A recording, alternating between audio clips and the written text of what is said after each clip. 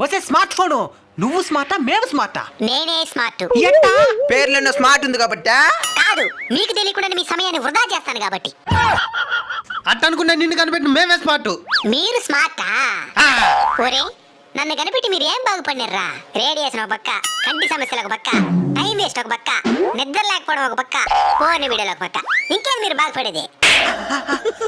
అమ్మ నాయన అక్క చెల్లి అన్న తమ్ముడు పిల్లకాయలు ఎవరు లేకపోయినా ఉండగలుగుతారు, నేను లేకపోతే ఉండగలుగుతారా? ఒకప్పుడు మనిషి జ్ఞానేంద్రియాలు 5 ఉంటున్నాయి, ఇప్పుడు 6 అయిపోయినాయి. ఆ 6దే నేను. మరి నిన్ను సక్రమంగా ఎలా ఉపయోగించాలి? ముందు చిన్న చిన్న లెక్కలకు కూడా కాలిక్యులేటర్ ఓపెన్ చేసేది మానేయండి. ముందు మీ మెదడుకి పని చెప్పండి. సరే మేడం. ఫోన్ ని ఏ పని మీద చేతిలోకి తీసుకున్నారో ఆ పని అయిపోయిన వెంటనే పక్కన పడేయండి. అదే పనిగా వాడుతూ ఉండబాకండి. సరే మేడం. చివరిది, చిన్నపిల్లలకి నన్ను దూరంగా ఉంచండి.